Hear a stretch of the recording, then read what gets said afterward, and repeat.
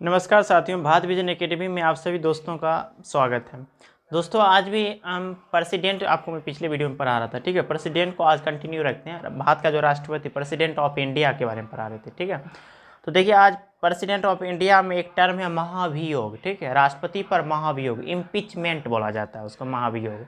महाभियोग दोस्तों होता है, उसे कहते हैं कि जिस प्रोसेस से, जिस प्रक्रिया से, जिस माध्यम से राष्ट्रपति को उनके पद से हटाया जाता है, यानी राष्ट्रपति को उनके पद से हटाने का जो प्रोसेस, प्रक्रिया होता है, वह महाभियोग कहलाता है, ठीक है। यानी महाभियोग एक प्रक्रिया होता है, प्रोसेस होता है, जिसके माध्यम से जो हमारे राष्ट्रपति जो जिस संवैधानिक पद पर होते हैं, यानी राष्ट्रपति के पद से हटाना, राष्ट्रपति को उनके पद से हटाना की जो प्रोसेस, प्रक्रिया होती है दोस्तों, वह महाभियोग कहलाता है, इम्पीचमेंट कहलाता है, ठीक है। तो देखिए इसका क्या प्रोसेस, किस प्रकार से अगर कोई राष्ट्रपति है वर्तमान में, तो उनको उस पद से हम कैसे हटा सकते हैं, उनको उस पद से कैसे उसको मतलब हम उनको जो है ना हटा सकते हैं, क्या प्रोसेस है, क्या प्रक्रिया है, किस माध्यम से उसको उनके राष्ट्रपति के पद से हटाया जा सकता है। तो इसका प्रोसेस देख लेते हैं दोस्तों। तो सबसे पहला दोस्तों हम मतलब पॉइंट वाइज आप समझिएगा कि कैसे हम राष्ट्रपति को उनके पद से हम हटा सकते हैं, ठीक है।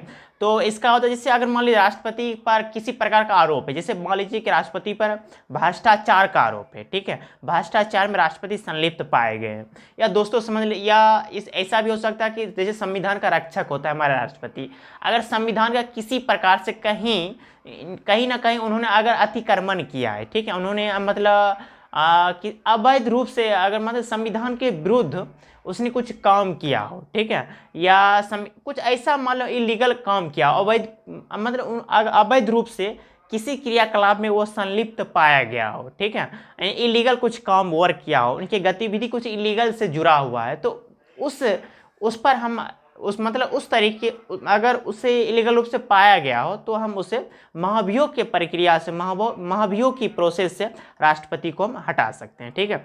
तो इसका प्रोसेस समझ लेते हैं दोस्तों। तो आप समझ गए होंगे, या भ्रष्टाचार का आरोप लगाओ, या इलीगल रूप से कोई ऐसा काम में वो मतलब पाया गया हो, ठीक, जो अवैध हो, ठीक, अवैध माना जाता हो, तो उस मतलब उस पर इस प्रकार का अगर आरोप है, तो हम महाभियोग के प्रोसेस से, प्रक्रिया से राष्ट्रपति को हम हटा सकते हैं, ठीक है। तो इसका प्रोसेस दोस्तों समझ लेते हैं। तो इसका प्रोसेस दोस्तों ये होता है कि जैसे संसद का दो सदन होता है, एक होता है लोकसभा, राज्यसभा होता है, ठीक है, दो सदन होता है, एक लोकसभा, एक राज्यसभा। तो आप सबसे पहला काम होगा कि किसी भी सदन में, चाहे वो लोकसभा हो या राज्यसभा हो, ठीक है, आप किसी भी सदन में 1/4 सदस्य अगर सिग्नेचर करेंगे, पहला चाहे लोकसभा हो और राज्यसभा हो, 1/4 सदस्य यानी टोटल सदस्य का 1/4 यानी 1/4, कुल सदस्य का 1/4 सदस्य सिग्नेचर हस्ताक्षर करेंगे, और राष्ट्रपति को सूचित करना पड़ेगा, नोटिस देना पड़ेगा, सूचना देना पड़ेगा कि हम आप पर महाभियोग लाने वाले हैं, ये लाने जा रहे हैं, ठीक है। तो पहले जिस सदन में आप मतलब महाभियोग का शुरुआत कर रहे हैं, उसका 1/4 सदस्य, कुल सदस्य का 1/4 सदस्य, 1/4 सदस्य का सिग्नेचर होना जरूरी है, नेसेसरी, जरूरी है, कंपलसरी है।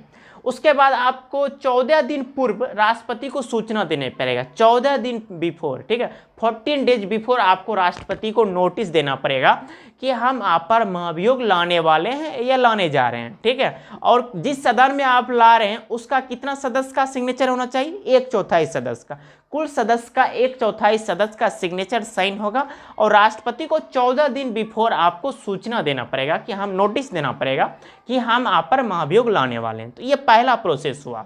आप ऐसा 1/4 सदस्य सिग्नेचर भी कर दिए, आपने 14 दिन पहले आप राष्ट्रपति को सूचित भी कर दिए, नोटिस भी दे दिए, ये पहला प्रोसेस हुआ।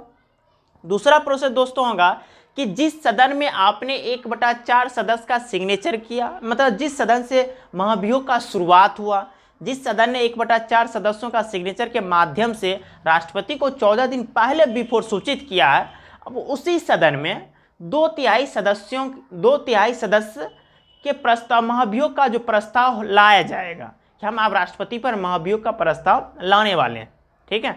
तो 2/3 सदस्य, कुल सदस्य का 2/3 सदस्य उस प्रस्ताव को पारित करेंगे, यानी महाभियोग का जो प्रस्ताव लाया जाएगा, जिस सदन ने 1/4 सदस्यों का सिग्नेचर से राष्ट्रपति को सूचना दिया था, उसी सदन में 2/3 सदस्य अब महाभियोग का जो प्रस्ताव है उस प्रस्ताव को पारित करेगा, यानी पास करेगा, ठीक है। समझ रहे होंगे कि जिस सदन में महाभियोग की प्रक्रिया की शुरुआत होती है, उसी सदन में पहले ही उसका 2/3 सदस्य क्या करेंगे, प्रस्ताव को पारित करेंगे। महाभियोग की जो प्रक्रिया प्रस्ताव है उसको पारित करेंगे। मान लीजिए अब जिस सदन ने इसकी शुरुआत किया, पहले वहां 2/3 सदस्यों ने क्या कर दिया, प्रस्ताव को पारित कर दिया। अब ये दूसरे सदन को भेजेंगे, ठीक है। मान लीजिए राज्यसभा शुरुआत हो, लोकसभा भेजेंगे। लोकसभा से महाभियोग की प्रक्रिया शुरुआत हो तो राज्यसभा को भेजेंगे। अब राज्यसभा में भी मान लीजिए वहाँ भी बहस होगा, तर्क वितर्क हो, राष्ट्रपति महोदय भी वहाँ उपस्थित रहेंगे, वो भी भाग ले सकते हैं। उनका प्रतिनिधि भी उस सदन में मौजूद हो सकते हैं, वो भी भाग ले सकते हैं, अपना पक्ष है वो भी रख सकते हैं। तो सारे सही गलत देखते हुए अगर उस सदन में जो दूसरे सदन को भेजा गया, अगर उस सदन भी 2/3 बहुमत से प्रस्ताव को पारित कर देते हैं, मान लीजिए कि लोकसभा लाया तो राज्यसभा को भेजा गया, राज्यसभा लाया तो लोकसभा को भेजा गया। अगर इस दूसरे सदन ने भी 2/3 बहुमत से, ठीक है, उस प्रस्ताव जो महाभियोग का जो प्रस्ताव पारित कर देता है, इन इम्पीचमेंट जो होता है, महाभियोग की जो प्रक्रिया अगर पारित कर देता है तो राष्ट्रपति को अपने पद से उसी दिन हटना पड़ जाएगा। तो इस प्रकार का दोस्तों हम राष्ट्रपति पर महाभियोग लाकर राष्ट्रपति को उनके पद से हम हटाया जा सकते। चलिए एक बार मैं पुनः रिपीट कर देता हूँ। पहले 1/4 सदस्य 14 दिन पहले राष्ट्रपति को सूचना देना पड़ेगा कि हम आप पर महाभियोग लाने वाले हैं। जिस सदन से इसकी शुरुआत होती है उसी सदन से 2/3 सदस्य को प्रस्ताव को पारित करना होगा और फिर दूसरे सदन को भेजा जाएगा। दूसरे सदन भी प्रस्ताव के पक्ष में 2/3 सदस्य प्रस्ताव को पारित कर देता है तो राष्ट्रपति को अपने पद से हटना पड़ सकता है, हटना ही होगा। ऐसा हमारे संविधान में लिखा गया है। और इसका जो उल्लेख दोस्तों किया गया संविधान का अनुच्छेद जो है इसका अनुच्छेद 61 में इसका उल्लेख किया गया है, ठीक है। अनुच्छेद 61 में राष्ट्रपति में महाभियोग का उल्लेख किया गया और वर्णन किया कि राष्ट्रपति पर महाभियोग इम्पीचमेंट का उल्लेख आर्टिकल 61 में किया गया। तो उम्मीद दोस्तों मैं करता हूं कि राष्ट्रपति भी महाभियोग का क्या प्रोसेस है और राष्ट्रपति को हम उनके पद से कैसे हटाया जा सकता है, तो ये सारे प्रोसेस आप समझ गए होंगे। और भारत एक सौभाग्यशाली देश रहा कि आज तक राष्ट्रपति पर अभी तक कभी भी राष्ट्रपति पर महाभियोग नहीं लाया गया है। मैं उम्मीद करता हूं कि आगे मतलब आने वाले समय भी इस प्रकार की महाभियोग हमारे राष्ट्रपति महोदय पर ना लाया जाए और उन पर किसी प्रकार का आरोप ना लगे, कि ऐसी नौबत ना आ जाए कि राष्ट्रपति महोदय पर महाभियोग का प्रक्रिया लाया जाए। ऐसा ना हो। हमारा देश सौभाग्यशाली रहा कि हमारे राष्ट्रपति पर कभी भी महाभियोग से गुजरना ना लाया गया। तो उम्मीद ठीक है दोस्तों, तो उम्मीद करता हूँ आप इस क्लास को अच्छी तरह से समझ गए होंगे। चलिए दोस्तों फिर हम नेक्स्ट वीडियो में मिलते हैं, तब तक के लिए धन्यवाद।